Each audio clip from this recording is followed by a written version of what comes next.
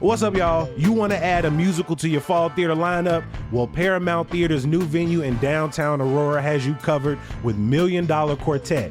At Paramount Stope Island Theater, you can go back in time to one night with Johnny Cash, Carl Perkins, Elvis, and Jerry Lee Lewis and rediscover hits like Walk the Line, Who Do You Love, and much more. Grab your tickets today at ParamountAurora.com or call the box office at 630-896-6666. What's up, y'all? It's one of my favorite times of the year. Yes, it's officially fall theater season, and here's the show you got to check out. Steppenwolf presents Noises Off by Michael Frayn and directed by Tony Award-winning ensemble member Anna D. Shapiro. It's a co-production with the Geffen Playhouse, and this meta play within a play will have you LOLing, LMAOing, LMFAOing, and all night long. Extended by demand through November 3rd, Noises Off is on stage now. Buy tickets starting at just $20 at steppenwolf.org. Today on CityCast Chicago, we discuss a first-of-its-kind comprehensive study of Chicago's Mexican community, talk about National Voter Registration Day, and how to enjoy Vocalo's summer finale concert tonight. All of that and more with WBEZ's Araceli Gomez Aldana and WTTW's Joanna Hernandez. It's Friday, September 20th. I'm Jacoby Cochran, and this is What Chicago's Talking About.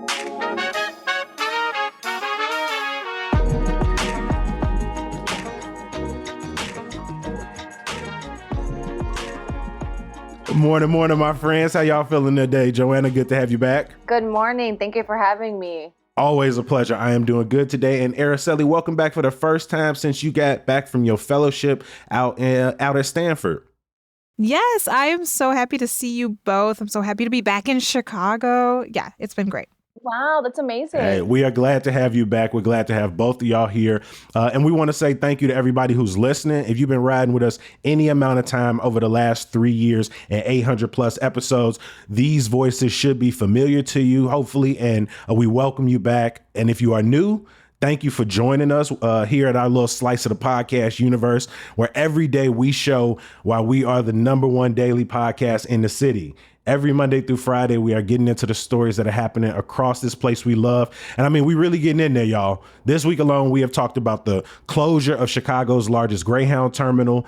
We have talked about the state of the city shelter systems. We have laughed about how bad the Illinois state flag is.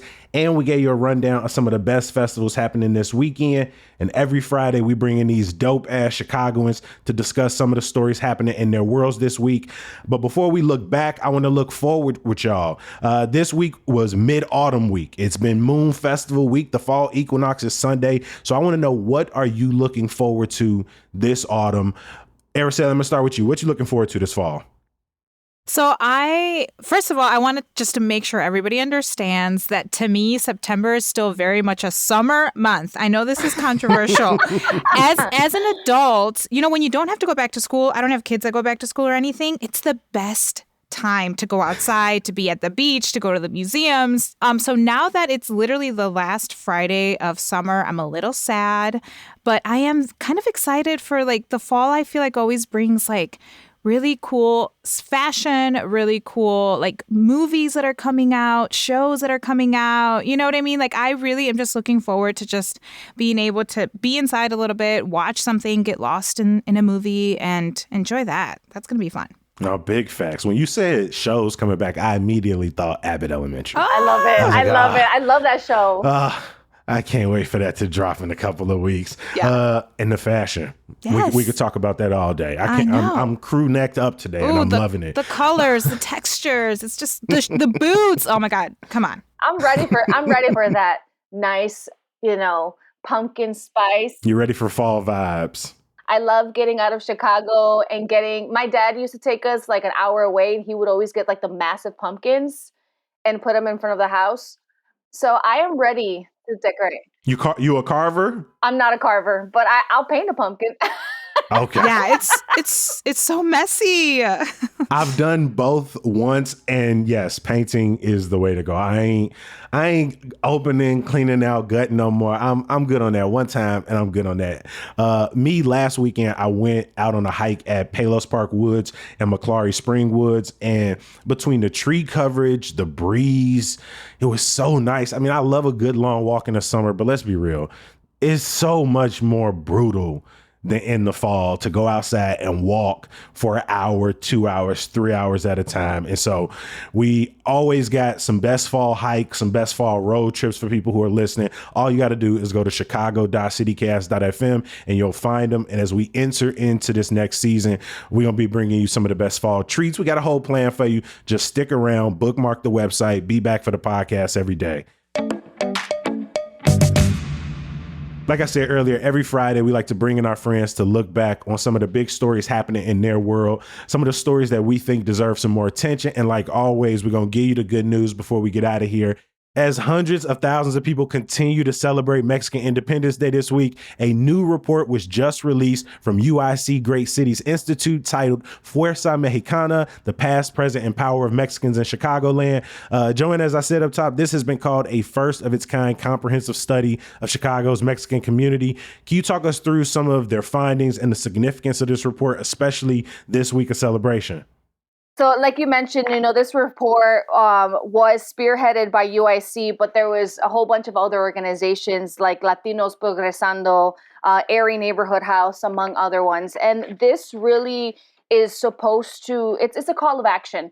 And I want to quickly read how it starts because I think it's really interesting. It talks about what's wrong with the bear, right? We've all seen the show. How is it possible to produce a hit TV series about a Chicago restaurant that features no Mexicans in a starting role? That's how this report starts, right? It goes on by saying how we know The Bear is a multi-Emmy award comedy series. I mean, if you're from Chicago, you probably have seen it. They just cleaned up a week ago. Yes. And then it goes on by saying that given that the U.S. Census data estimates 44% of all cooks in Chicago are of Mexican origin, The Bear continues to reflect a persistent problem when it comes to public perception of the city's Mexican community and Mexican labor, right? We almost forget that Mexicans aren't new to Chicago. The community aren't newcomers. I mean, in fact, like research shows that some Mexicans settled in Chicago as far back as the early 1850s. Mexicans make up about 70% of the Latino community. It talks about education. It talks about business ownership. It touches on, yes, like 26th Street is known as a second magnificent mile, but why is it that Mexican ownership is also hard to come by? Many Mexican people is hard. They have a hard time obtaining loans. Why is that? Why is it that Mexicans who've been here, I mean, my parents got here, my dad was 17, my mom was 15, and many of my aunts and uncles as well. But why is it so hard for them to obtain home loans, business loans? And it also talks about how a big chunk of CPS students are Mexicans. It goes into affordable housing. And it really talks about how it's really important for the city to really start collecting data, not only about the Mexican population, but other Latino groups in Chicago, and not just kind of lump us all together. Yeah, I was reading through the report and it talked about how since 2000, where primarily Mexican immigrant, Mexican American individuals made up the majority of a population in only 6 neighborhoods 2 decades ago. And now it's 15 neighborhoods. How so many of the stories may continue to be written about Pilsen and Little Village, but the population in those neighborhoods has declined while it's grown in places like Gage Park, West Lawn, Brighton Park, Lower West Side. Araceli, as Joanna pointed out, this, as much as this is sort of giving people the data, breaking down population growth, where in the city people are located. Joanna also said this is a call to action. Like when you read a report like this, it's also talking about trying to grow political influence, trying to grow economic influence, that even in neighborhoods where, as Joanna pointed out, Mexicans make up the population, home values remain low in those neighborhoods. Yeah, I think a lot about even getting ready for, celebrating Mexican Independence Day events around Chicago this past weekend. 1 in 5 Chicagoans are Mexican. And I think that is something that people, don't really understand and realize what that means. I mean, the culture is here. The people are here. And like Joanna said, we're not talking about newly arrived people from Mexico. We're talking about generations of families that have been in the city, around the city.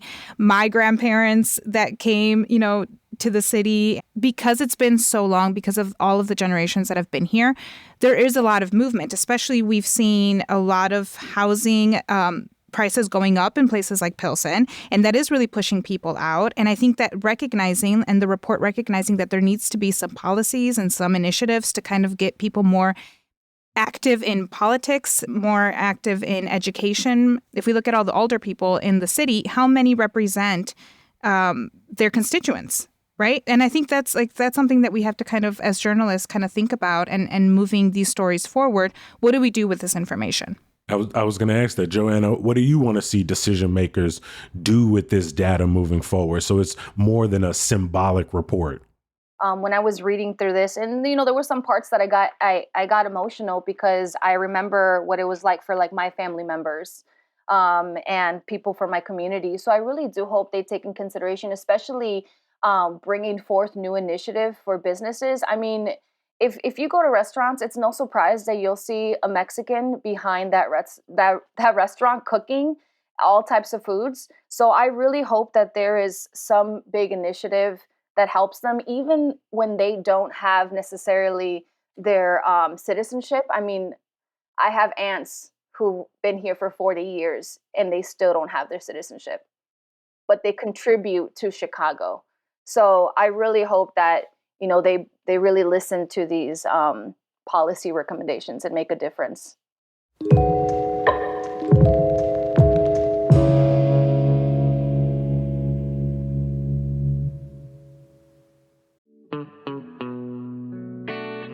Now, one thing we know to be true about CityCast listeners is y'all love to give back. And how do we know this? Well, because we get a lot of questions in our inbox every day about how to get involved in your community. That's why you need to know about Find Your Cause from Chicago Cares. It's an event where you can connect with local organizations about volunteer opportunities.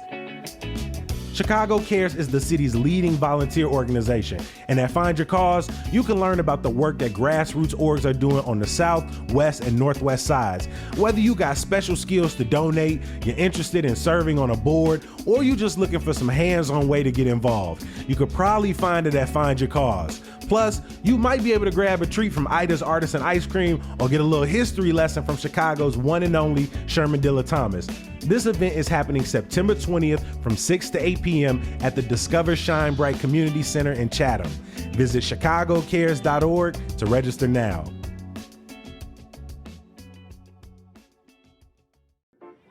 At the heart of Chicago, there's Navy Pier. It's a place where the Centennial Ferris wheel gives views for days. It's where boat tours take off and where the music is always on. It's where you can spin around on rides, share around with friends, and taste every flavor Chicago has to offer. This is Navy Pier, and this is what it's made for.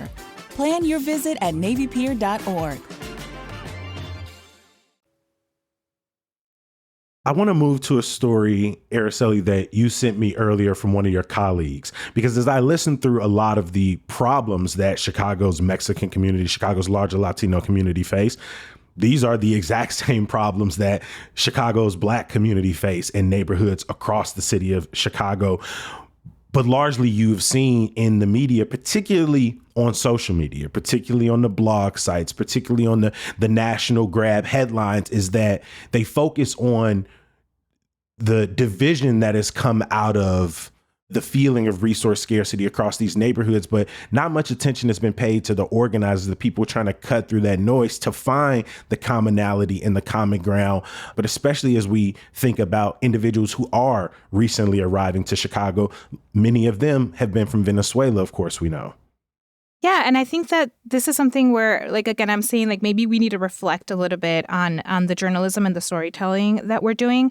So my colleague, Adriana Cardona Maguiga for WBEZ, spoke with Richard Wallace, and he is a community organizer. He actually went out and did a kind of a story that he put out on The Tribe, kind of talking about his family's journey and the parallels between his family's journey from Arkansas and the Venezuelans coming, as they've been bused to Chicago. And I think that one of the things, it's like when I was not here, I kind of took, a break from this topic, and then coming back, and I would hear things, people going, as we've all seen and covered in Chicago, people talking about the disinvestment in African-American Black communities. And they're saying, oh, well, why are these new migrants getting, housing and all of these resources? And I think as a journalist, we have to be responsible to take a step further and say, okay, what are the issues here, and kind of break it down and tell the stories of those that are saying, hey, we need help on this side. And then also, what are the needs of the new migrants coming in? And if we were to do that, like Adriana did in her story, you kind of can see the similarities. Yeah, Wallace runs Equity and Transformation, an organization that advocates for Black workers in Chicago, and they've been partnering with Working Family Solidarity to have these racial unity dialogues. And some of the things I saw in the story is that there were Black community members who weren't aware what new arrivals and migrants were actually facing. And as they started to have some of those conversations, started to see commonalities, common ground. And then you also saw on the other side that recently arrived migrants and organizers were standing in solidarity with Black organizers. They were standing in solidarity with Palestinian organizers, and really trying to spark this intersectionality between different communities in Chicago to really, as you said, ask the broader questions of what policies got us here, and also, what policies are going to help all of us, move forward in some meaningful way.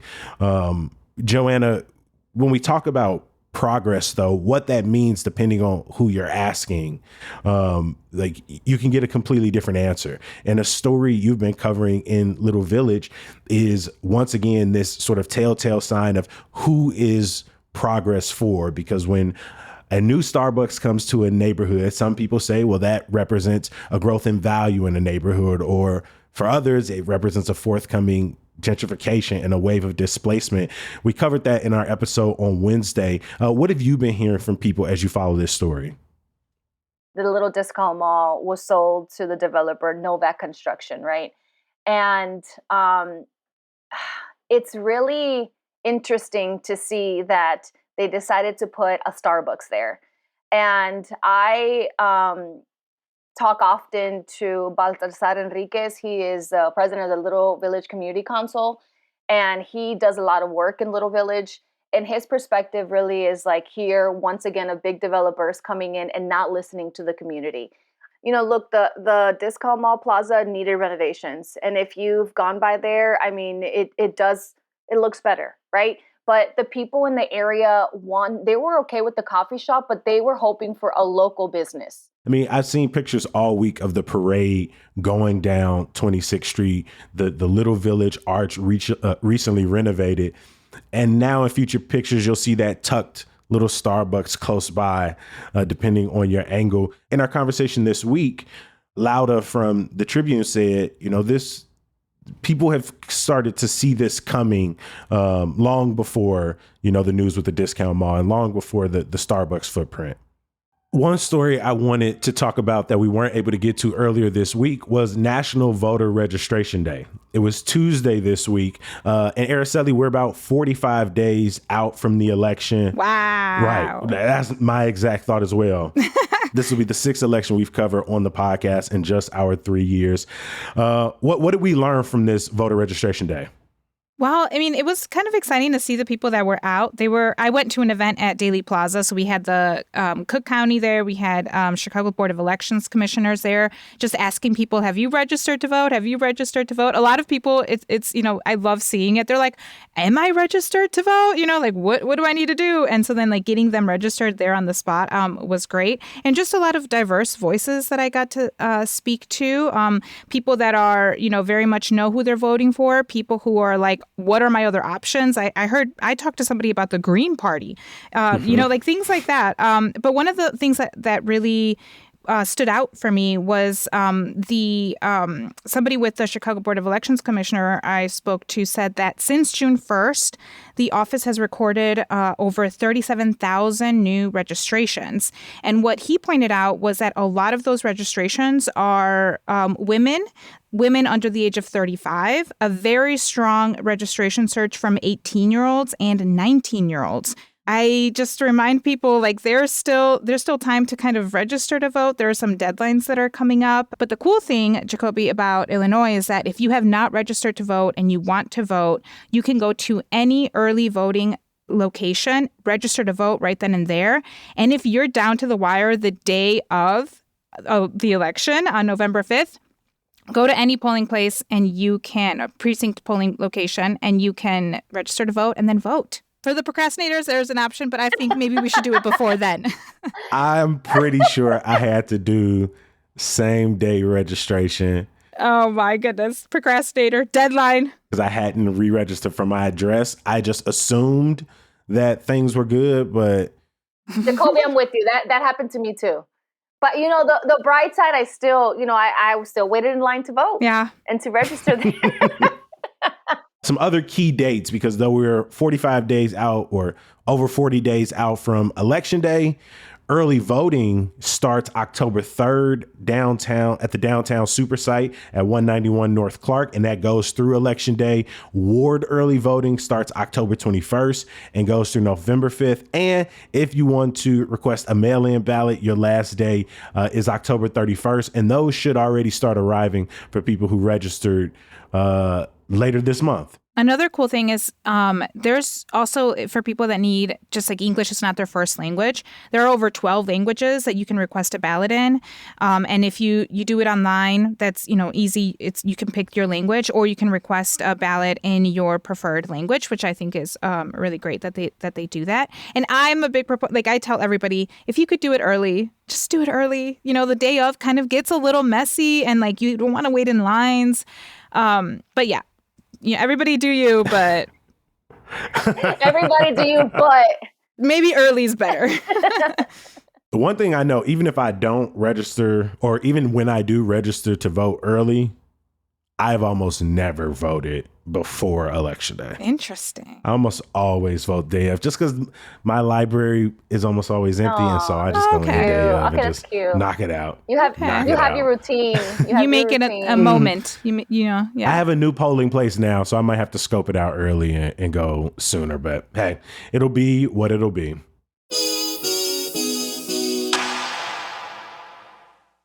Every single episode of CityCast Chicago ends the same way. Some good news. Joanna, what is your good news for CityCast Chicago today? Good news is that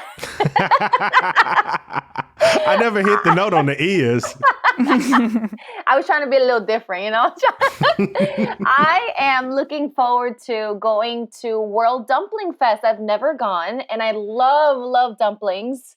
So when I saw that, I literally immediately texted my friends, like, yo, who's going with me? Because I'm going to this. That sounds like so much fun. Right? Saturday, 12 to 9. I love dumplings, empanadas, pierogies. You know what I mean? Like, all of that is just so good. It's so good. They're going to have pierogies from Curdo's R Us. They're going to have empanadas from Cafe Tola, falafel from Shawarma Point, and a couple other places you could check on the website. We'll drop a link in the show notes. And then they've got entertainment from 12 to 8:15, and it's so much from the Philippine American Cultural Foundation, the Puerto Rican Arts Alliance, Irish American Heritage Center, and about 7 or 8 other performers during the day. And so again, we'll drop a link for World Dumpling Fest in our show notes. And I think the weather's going to be beautiful too. So yeah. Before we leave the dumpling empanada topic, my hometown, Whiting, Indiana, they're hosting their 3rd annual Empanada Fest. So it is like a Latino culture empanada, lots of music and food. That's at Whiting Lakefront Park, and that's Saturday from 11 to 10 p.m. So just so many empanada dumpling opportunities this weekend. I love that. That's Saturday, But what about tonight, Araceli? I know you got some good news for us happening over at Millennium Park. Oh, I'm so excited. I'm always love Vocalo Summer Finale event. That is tonight. And of course, there's going to be just good vibes all around, music. And it really is the best. It's going to be hosted by Nudia Hernandez from Vocalo and Illinois Radio Biko. Biko from Illinois Radio is going to be there. Very excited. The gates open at 5. Then, of course, just music all the way through. And Pivot Gang is gonna be the last performer, really send us off. I like it because it's actually the last weekend of summer. I know a lot of people think like Labor Day is the unofficial end of summer. No, this is right here. So if you're interested, you can go to wbez.org/events and check it out. It's gonna be a good time. No, it's going to be a great time. Shout out to Pivot Gang, MFN Mello, Fresh Water, Sab, Joseph. Also, Kaina is going to be out there. Yes. So DJ excited. Lady D is going on and going to open the show. So it's going to be a good time. We got a link for you in the show notes. And then to round us out, usually in my good news, I also like to give people great events. And today I want to give a shout out to a couple of things that help me find great events that I then end up sharing with y'all. And that's Pilsen Community Books, Real Ones, and of course, our membership events list that we email directly out to our members. Pilsen Community Books, you can find on Instagram, a neighborhood bookstore that has great events happening every single week. They got one tonight. They got 3 going on next week. Amazing sit down with authors. Real Ones, you can find them on Instagram at Real One Show. They are a Chicago music platform. They help you discover new Chicago artists, new Chicago playlists, and they're always putting us on great music events happening across the city.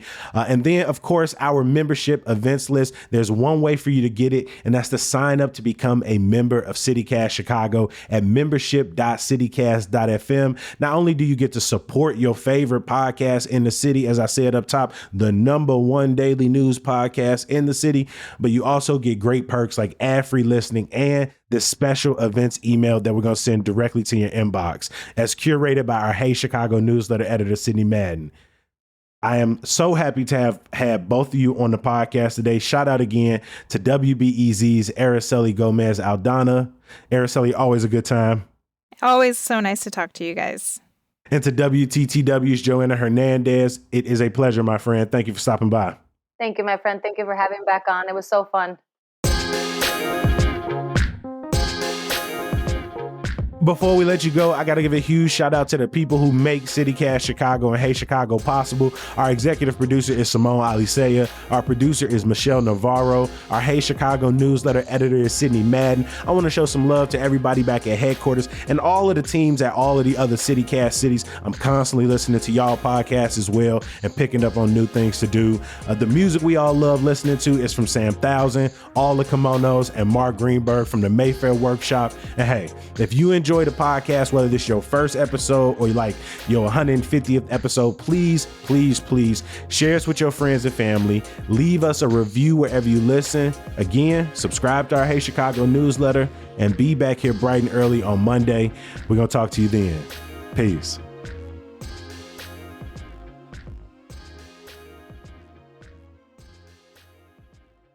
I love that. Jacoby on his hikes. Catch him on the hikes. Had my PB&J in the backpack, had the full water bottle. I ain't gonna lie, I bought a Laffy Taffy too. Just good. It provides nothing to the hike. I like that the snacks were like, oh, we need the snacks before we go hiking. You need that. We definitely did.